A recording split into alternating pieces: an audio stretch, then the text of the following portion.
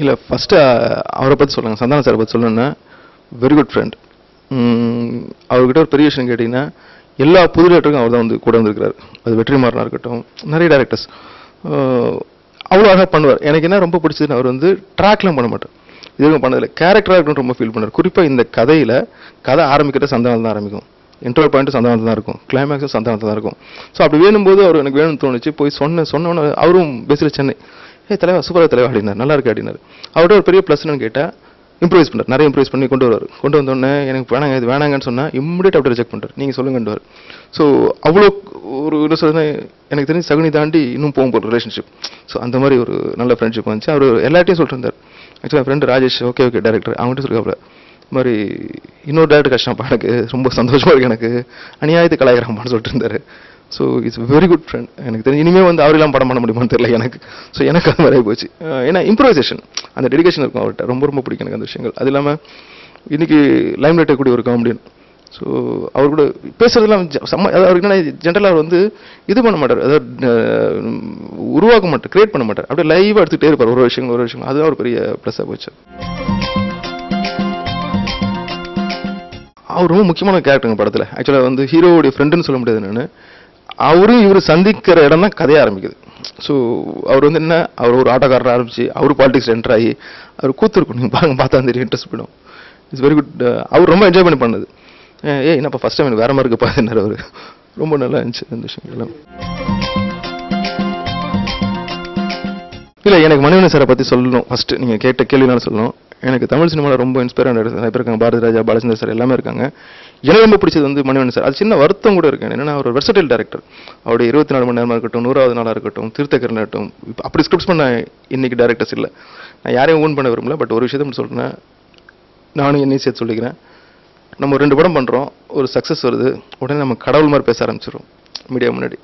நான் வந்து இப்படி நினச்சேன், நம்ம வந்து யாருக்கும் வந்து அட்வைஸ் பண்ணலாம் வரல. எனக்கே ஒரு கோவம் வந்துருக்குங்க. நிறைய டேரக்டர்ஸ் வந்து அசிஸ்டன்ட் டேரக்டர்ஸ்க்கு அட்வைஸ் பண்ணிட்டுருப்பாங்க. நான் சொன்னேன், உன் வேலையை நீ பாரு, அவன் வேலையை அவன் பார்ப்பாங்க. நான் ஃபஸ்ட்டு எனக்கு வந்து நம்ம எழுதுறது மகாபாரதம் கிடையாது, கீதை கிடையாது, குரான் கிடையாது, பைபிள். கண்டிப்பாக நீங்கள் சில பெண்ட் பண்ணி தான் ஆகணும். நோ மேன் இஸ் பர்ஃபெக்ட் எனக்கு தெரிஞ்சு. மினிமம் காம்ப்ரமைஸாக மேக்ஸிமம் காம்ப்ரமைஸாக இவ்வளோதான், இதுதான் நான் நம்புகிறேன். ஸோ அப்படி இன்றைக்கி இருக்கிற சில டேரக்டர்ஸ், குறிப்பிட்ட சில டேரக்டர்ஸ் வந்து அவங்க பேசுகிறது என்னமோ பெருசாக சாதிச்சிட்ட மாதிரி, நீங்கள் பண்ண 2 படம் 3 படம் தான், நீங்கள் அசிஸ்டன்ட் டேரக்டர் அட்வைஸ் பண்ண வேண்டாம். ஓகே, அதில் எனக்கு வந்து மணிவண்ணன் சார் பார்க்கும்போது பிரமிப்பாக இருக்குது. அவர் தமிழ் சினிமா ஏன் கொண்டாட, மேபி இன்னைக்கு மீடியாஸ்லாம் வந்ததுனால இவ்வளோ தெரியுதான்னு தெரியல. ஏன்னா நானும் அசிஸ்டன்ட் இருந்து கோவப்பட்டேன், வெளியிருந்து கோவப்பட்டேன். நம்ம வந்து ஃபாரின் ஃபிலிம்ஸ் தான் சார் எடுக்கிறோம், அங்கே தான் எடுத்துகிட்டு இருக்கோம் பேசுகிற எல்லாருமே. அது ஸோ என்னென்னா மணிவண்ணன் சார்லாம் பார்த்து லெஜெண்டாக இருக்கார். அவருடைய படங்களுக்கு அப்படி பிடிக்கும், அமைதிப்படை வரைக்கும் சொல்கிறேன். என்னென்னா அப்படி ஒரு விஷயங்கள் பண்ணி அவர் பாக்யராஜ் சார் எனக்கு ரொம்ப இம்ப்ரெஸ்டு டேரக்டர்ஸ் வந்து பாக்யராஜ் சாரும் மணிவண்ணன் சாரும். அவங்களோட மிக்சர் என்னோட படங்களில் கண்டிப்பாக இருக்கும். ஸோ என்னென்னா அவங்கள அந்த நக்கல் குறும்புத்தனம் அது வந்து நான் மிஸ் பண்ண விரும்பல, நமக்கு உள்ளுக்குள்ளே ஏறிடுச்சு அது ஆட்டோமேட்டிக்காக. அவருடைய இன்னொரு விஷயம் சொன்னால் அவரோட பர்ஃபார்மன்ஸ், அது பாக்யராஜாக இருக்கட்டும் மணிவண்ணன் இருக்கட்டும், அவங்களோட பர்ஃபார்மன்ஸ் இன்னி வரைக்கும் யாராலையும் பண்ண முடியல, அந்த ஸ்பான்டேனிட்டியாக. அது ஃபார் எக்ஸாம்பிள் இப்போ பாக்யராஜ் சாரை பற்றி சொன்னேன்னா ஹீரோ இன்ட்ரொடக்ஷனும் பயங்கரமாக இருக்கும் அவருக்கு. நான் அவரை தான் ஃபாலோ பண்ணுறேன். முந்தானை முடிச்சில் பார்த்தீங்கன்னா ஒரு இன்ட்ரொடக்ஷன் கொடுப்பாங்க, என்னென்னா பஸ்ஸை விட்டு கீழே தள்ளி விடுவாங்க, இன்னும் ஒரு குழந்தை ஆகி போய்டும், அது கழுவிட்டு இருப்பார் அவர். ஸோ இப்படி ஒரு ஹீரோ இன்ட்ரொடக்ஷன்றது யோசிக்க முடியாது. இன்னைக்கு அதுதான் தேவைப்படுது. யாருக்கும் அறிவுரை தேவையில்லை சார். எனக்கே ஒரு அறிவுரை யார் அட்வைஸ் பண்ண, அப்போ நம்ம மாற்றங்க அட்வைஸ் பண்ணோம். ஸோ முழுக்க ஹியூமர் அப்படின் போது எனக்கு ஹியூமரில் வந்து ரொம்ப அதுக்காக ரொம்ப கீழே போயிட வேண்டாம் தோணுச்சு, ஒரு ஸ்டாண்டர்ட் இருக்குன்னு தோணுச்சு. கமர்ஷியல் என்டர்டெய்னர் சார் எல்லாருமே வந்து தியேட்டருக்கு வந்து சிரிக்கணும் தான் சார் வரான், வீட்டில் 1000 பிரச்சனை இருக்குது. ஸோ அவனுக்கு கொடுக்கணும் போது எனக்கு அவங்க ஸ்டைல், அவங்க இடம் காலியாகவே இருக்குது எனக்கு தெரிஞ்சு. ஸோ ஒரு நான் பாசா தான் அந்த இடத்த பிடிக்குமான்னு வில் ட்ரை. இல்லை அமைதி படைக்கும் இந்த படத்துக்கு ஒரு மிகப்பெரிய வித்தியாசம் இருக்குது. ஃபஸ்ட்டு வந்து அது வந்து ஒரு மிகப்பெரிய விஷயம், அதை நான் தொடலாம் முடியாது. அது ஏன்னா நம்மளாம் இப்போ தான் ஆரம்பிக்கிறோம் ஒரு விஷயத்தை, அவர்கிட்ட போய் கம்பேரும் பண்ண முடியாது. அமைதி படையில் பார்த்தீங்கன்னா ஃபுல்லாக நெகட்டிவாக இருக்கும். அந்த அமாவாசை கேரக்டர் ஒரு தேங்காய் பொறுக்கி அப்புறம் வந்து அப்படி போய் அது முடியும். இது ரொம்ப பாசிட்டிவ் கேரக்டர், பாலிடிக்ஸை ரொம்ப பாசிட்டிவாக சொல்லியிருக்கும். பாலிடிக்ஸை யாரும் கெட்டவன்னு நம்ம சொல்லலை, சின்ன சின்ன விஷயங்களுக்கு நம்ம கமெண்ட் பண்ணிட்டு போயிருக்கோம், அவ்வளோதான். இது வந்து நான் நிறைய பார்த்தீங்கன்னா நான் கொஞ்சம் இந்த எலெக்ஷன் ஒர்க்லாம் பார்த்துருக்கேன். அப்போ நிறைய ஊரெல்லாம் சுற்றிருக்கேன். அது என்னென்னா சுற்றி நம்ம பொறுக்கியிருக்கோம், உண்மைதான். அவள் பார்க்கும்போது பார்த்தீங்கன்னா அங்கேருந்து பார்த்த விஷயங்கள், சந்தித்த மனிதர்களுக்குலாம் அவங்களோட பயங்கர இதுவாக இருக்கும். ஸோ அதுலேருந்து எடுத்தது தான், எடுத்து சின்ன சின்ன விஷயங்கள் ஆட் பண்ணிக்கிட்டேன். ஆட் பண்ணது தான் வந்து இது வந்து ரொம்ப ரொம்ப பாசிட்டிவான கேரக்டர். பேர் தான் சகுனி தவிர்த்து, பட் கேரக்டர் வந்து ரொம்ப பாசிட்டிவாக இருக்கும். ஸோ அமைதி படைக்கும் இதுக்கும் சம்மந்தமாக இல்லை, ஏன்னா அமைதி படையெல்லாம் தொட முடியாது நம்மளால். கண்டிப்பாக வந்து ஜி பிரகாஷ் பற்றி சொல்லி ஆகணும். வயசில் என்ன ரொம்ப சின்னவர், ஆனால் சினிமா அனுபவத்தை எனக்கு ரொம்ப பெரியவர். நான் அவர் நிறைய விஷயம் தான் சொல்லலாம். எனக்கு வந்து இப்போ உங்ககிட்ட ஏதாவது லேர்ன் பண்ண முடியுமா யோசிச்சு இருப்பேன். ஜி பிரகாஷ் வந்து மெயினாக சொல்லணும்னா ஃபர்ஸ்ட் டைம் வந்து ஒரு மாஸ் கமர்ஷியல் பண்ணுறாரு. இது நிறைய கிளாஸ் ஃபிலிம்ஸ் நிறைய பண்ணார். அவர்கிட்ட போய் கதை சொன்ன சிரிக்க ஆரம்பிச்சார். தலைவா அந்த படத்தை மிஸ் பண்ணக்கூடாது தலைவானாப்புல. ஸோ வந்து சாங்ஸே பார்த்தீங்கன்னா வெரைட்டிஸ் கொஞ்சம் யோசிக்க ஆரம்பித்தோம். வெரைட்டிஸ் யோசிக்கும்போது அவரோட ஸ்டைலில் ஒரு மெலோடி ஒன்று கொடுத்துருந்தாரு. ஸோ ஃபஸ்ட்டு சாங்கே பார்த்தீங்கன்னா ஒரு ஹீரோடைய இன்ட்ரோடக்ஷன் சாங் அப்படின்ற மாதிரி சொல்லிட்டு இருந்தாங்க. நான் சொன்ன ஹீரோட இன்ட்ரோடக்ஷன் வாங்க, ஹீரோ பாயிண்ட் ஆஃப் வியூவில் சிட்டியோட இன்ட்ரோடக்ஷன் எடுப்போம், மெட்ராஸ் எடுப்போம். ஏன்னா எனக்கு சென்னை அவ்வளோ பிடிக்கும், ஏன்னா அவ்வளோ அழகான ஊர் இது. ஸோ பண்ணும்போது பரமுன்னு ஒருத்தருடைய லிரிக்ஸ் டம்மியாக லிரிக் எழுதினார் அவர். ஆக்சுவலாக அவர் ஃபஸ்ட் இன்ட்ரோடியூஸ் பண்ணுறோம், கொண்டு போய் கொடுத்த உடனே அதுக்கு ஒரு டியூன் போட அவ்வளோ பியூட்டிஃபுல்லாக இருந்துச்சு, ரொம்ப நல்லா இருந்துச்சு. ஸோ அங்கேருந்து எங்களோட இது செட் ஆயிடுச்சு. இப்போ படத்துக்கு பேக்ரவுண்ட் ஸ்கோர் பண்ணியிருக்காரு. எனக்கு தெரிஞ்சு நல்லா ஒரு என்ன சொல்றது, படத்துக்கு என்ன தேவையோ பண்ணியிருக்காரு. ரொம்ப டெடிகேட்டட் ஒரு ஆள். நம்ம ஃபஸ்ட்டு படம் டேரக்டர் அதெல்லாம் இல்லாமல் நம்ம என்ன கேட்டாலுமே ஆப்ஷன்ஸ் கொடுத்தாப்புல எனக்கு. அவர் வந்து நிறைய எவ்வளோ ஆப்ஷன்ஸ் கொடுத்து என்ன பொறுமையாக கேட்பார். ஃபார் எக்ஸாம்பிள் வந்து இந்த ஓப்பனிங் சாங் வந்து எல்லாமே செட் ஆச்சு, பல்லவி செட் ஆகல, என்னங்க பண்ணலான்னு நான் சொன்னேன். இல்லைங்க எங்கள் தாத்தா ஒரு பாட்டு பாடுவார், ஒரு ஃபோக் பாடுவார், அதனால் நான் பாடுறேன் யூஸ் ஆகும் பாருங்கும்போது அவர் இந்த கந்தாக்காரோட எங்கள் தாத்தா பண்ண பாட்டு அது சொன்னேன், தலைவா நல்லா இருக்கு தலைவா, இதே வச்சுக்கலான்ட்டாங்க. ஸோ அப்படி செட் ஆனதான் எல்லா விஷயமும். ரெக்கார்டிங் வரைக்கும் போய் மாற்றணும். ஃபார் எக்ஸாம்பிள் போட்டது பத்தில் மாப்பிள்ள வந்து பெரிய ஹிட். ஆக்சுவலாக ஃபஸ்ட்டு லிரிக் வந்து வேறு எதுவும் இருந்துச்சு. அதில் போயிட்டோம் அப்போ ஷூட்டிங் ஸ்பாட்டில் இருக்கேன், எனக்கு என்னமோ பிடிக்கவே இல்லை, அது மாதிரி இருந்துச்சு. அது ஜிகிட்ட சொன்னேன், என்னன்னு வாய்ஸ் எடுத்துட்டுக்கோணும். ஒரே நிமிஷம் அப்படியே என்னன்னா எனக்கு பத்தலை தலைவா என்ன பத்திரம் லிரிக் பத்திரம் போதில் டப்புன்னு அப்படி இருந்துச்சு, போட்டது பத்தலமா அப்படின்னு சொல்லிட்டு வந்துச்சு. வந்தோடனே அது அழகாக செட் ஆயிடுச்சு அந்த பல்லவி. ஸோ ரொம்ப அழகாக, ரொம்ப என்ன சொல்கிறது, அதான் மறுபடியும் அகைன் சொல்லணும்னா இன்னொரு ரிலேஷன்ஷிப் ஸ்டார்ட் ஆகுது. இப்போ ஜீவிலாம் படம் பண்ணணும்னு தெரியல. வெள்ள பம்பரம் மெல்ல சுத்துதே, கள்ள பார்வதா கண்ண கொத்துதே, மக்கு பொம்பளை மனச ராபரி செஞ்சாலே, சிக்கு சிக்குன்னு வந்து பேசுறா, சிற்பம் போல தான் கை காலே.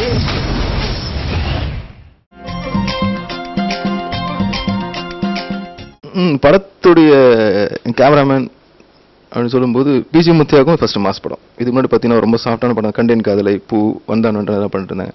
ஸோ நான் என்ன டிசைட் பண்ணேன்னா, இப்போ நான் ஒரு கதை யோசித்தேன், என்னோட விசுவலைசேஷன் ஒரு மாதிரி இருக்கும். ஸோ தேர்ட் ஆங்கிள்லேருந்து ஒரு விஷயம் வரணும்னு யோசிச்சோம். ஸோ அப்போ என்னன்னு கேட்டால் அது யாருன்னு கரெக்டாக நம்ம ஒரு ஸ்டாண்டர்டாக இருக்கணும், ரொம்ப லோக்கல் கமர்ஷியலாக போகக்கூடாது, கமர்ஷியல் ஃபீல் பண்ணிட்டோம். ஸோ அப்போ யாருன்னு கேட்டேன்னா ஆட்டோமேட்டிக்காக வந்து பிஜி முத்தையா வந்தார். பிஜி முத்தையா வந்து கேமராமேன் சொல்லிட்டு ஒரு அசிஸ்டன்ட்னு சொல்லலாம், அப்படி கூட வந்து எல்லா வேலையும் செய்வார் அவர். வந்து இது எப்படி சார் அது எப்படி சார் சொல்லி எல்லாம் கேட்டுகிட்டே இருப்பார். உண்மையிலே இந்த படத்தை ஒரு அசிஸ்டன்ட் தான் வேலை செஞ்சார் நிறைய இடங்கள்ல அவர் வந்து. இல்லை எனக்கு ஃப்ரெண்ட்லாம் கிடையாது சார், 100% இந்த காஸ்டிங் வந்து இந்த க்ரூ வந்து நாங்கள் என்ன டிசைட் பண்ணோன்னா, ஆக்சுவலி தேங்க்ஃபுல் டு ப்ரொடியூசர். ஏன்னா அவங்க என்ன டிசைட் பண்ணாங்கன்னா டீம் ரொம்ப ஸ்ட்ராங்காக, இன்க்ளூடிங் ஜி பிரகாஷ். நான் சொல்ல அவங்க என்ன சொன்ன, பிரதர் உங்களுக்கு டீம் ரொம்ப ஸ்ட்ராங்காக இருக்கணும். இப்போ சொல்லுவாங்க அந்தந்த வேலையை அந்தந்த ஆட்கள்கிட்ட ஒப்படைச்சா நமக்கு பாதி வேலை குறைஞ்சிரும். ஸோ அதுக்கான விஷயம் செட் பண்ணாங்க. ஃபார் எக்ஸாம்பிள் பிஜி முத்தியா இருக்கட்டும், ஆர்ட் டைரக்டர் ராஜீவனா இருக்கட்டும், எடிட்டர் ஸ்ரீகர் பிரசாதா இருக்கட்டும், எல்லாமே அழகாக செட் பண்ணி கொடுத்தாங்க. ஸோ வந்து பெஸ்ட் எடிட்டர், எனக்கு பெஸ்ட் ஆர்ட் டைரக்டர். ஸோ அவங்க என்ன ராஜீவன் சார் பார்த்தீங்கன்னா லைவாக ஃபுல்லாக லைவாக இருக்கும், சிட்டி தான் ஃபுல்லாகவே அந்த லைவ் வச்சு விஷயம் கிரியேட் பண்ணுவார். அதே மாதிரி ஸ்ரீகர் சார் பார்த்தீங்கன்னா எனக்கு எடிட்டிங் என்ன பார்க்குறேன்னா டப்பு அந்த கட் பண்ணுற எடிட்டிங் எனக்கு பிடிக்காது, அது ஒரு மாதிரி கண்ணுக்கு இரிட்டேஷனாக இருக்கும். எனக்கு வந்து ஸ்கிரிப்டோட மூடை ஃபாலோ பண்ணுறது எடிட்டிங் நான் நினைக்கிறேன். எனக்கு கரெக்டாக தப்பான்னு தெரியாது, ஒரு மூடு ஒரு டெம்போ ஃபாலோ பண்ணும், ஸ்கிரிப்டில் பிடிக்கணும், அது கரெக்டாக அவர் செய்வார் ஸ்ரீகர் சார். ஃபுல்லாக ஸ்கிரிப்ட் அவர்கிட்ட சொல்லிட்டு அவருடைய விஷயங்கள் நிறைய நான் கேட்டுக்கிட்டேன், சஜஷன்ஸ் இப்படி பண்ணலாம் ஸ்ரீகர் சார். ஸோ அந்த மாதிரி பிஜி முத்தியா என்னன்னா எனக்கு வந்து ரொம்ப கமர்ஷியலாக ரொம்ப அதுக்காக ரொம்ப டமால்டியும் போகக்கூடாது, ஒரு ஸ்டாண்டர்ட் இருக்கணும்னு தோணுச்சு. அந்த ஸ்டாண்டர்ட் அவர்கிட்ட இருந்துச்சு.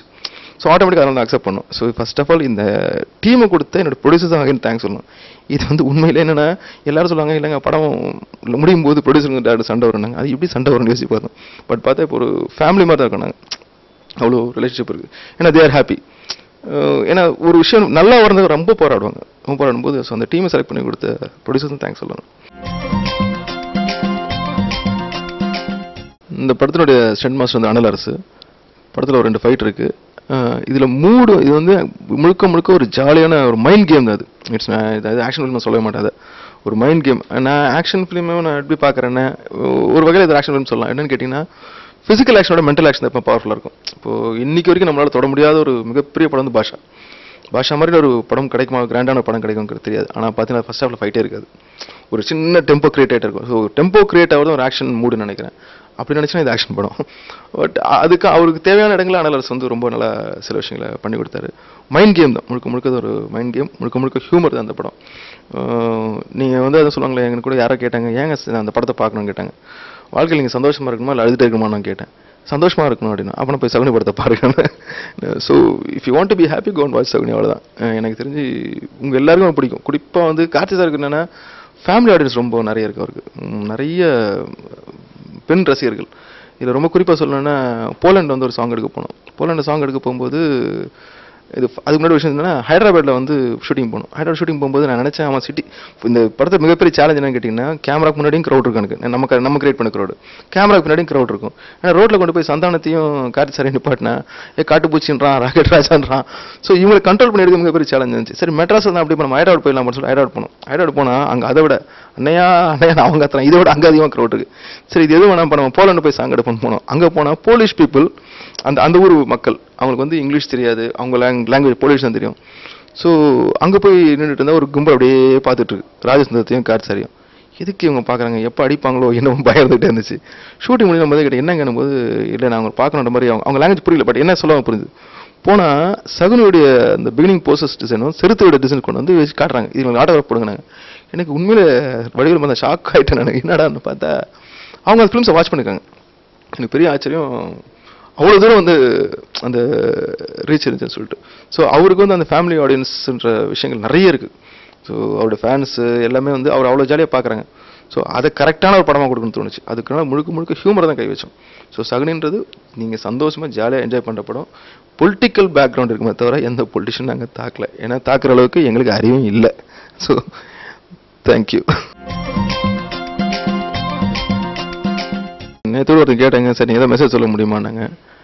ஆமாங்க, ஒழுங்காக படிங்க, அப்பா அம்மா பார்த்துக்குங்க, நல்லபடியாக சம்பாதிங்க.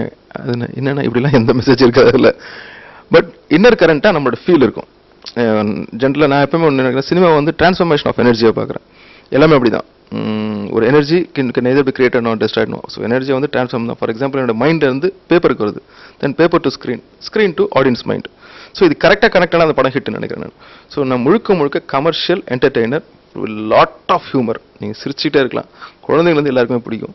ஸோ இப்போ வரைக்கும் சாங் ஹிட்டு. இன்னும் 2 நாளில் வந்து படம் ஸ்க்ரீன்ஸ்க்கு வரப்போகுது. அப்போ நீங்கள் வந்து சொன்ன உண்மை நம்புவீங்க.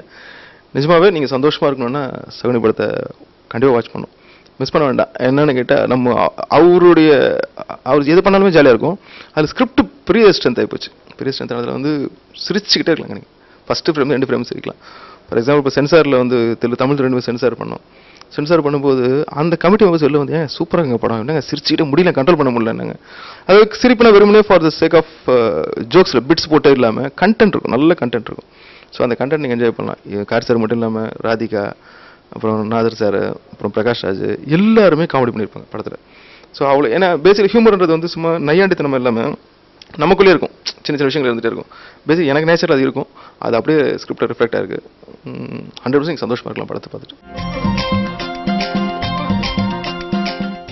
சகுனி ரிலீஸ் ஆகட்டங்க, அப்புறம் நெக்ஸ்ட் வாட்சிட்டு பேசுவோம். இருக்குன்னு 2 நாளாக ஜுரத்தில் படுத்துட்டு இருக்கேன் என்ன படம் நல்லா வரணுன்னு.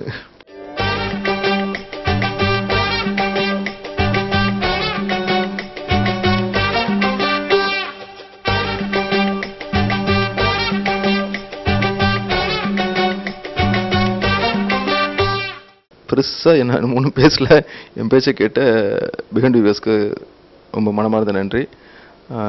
வர்ற ஜூன் 22 படம் சகுனி படம் திரைக்கு வருது. நீங்கள் கண்டிப்பாக எல்லாம் போய் தியேட்டருக்கு வாட்ச் பண்ணணும். உங்களுடைய கமெண்ட்ஸ் அதை வந்து நான் வெயிட் பண்ணிகிட்டே இருக்கேன். அதுதான் எங்களுக்கு வளர்த்துக்க முடியும்.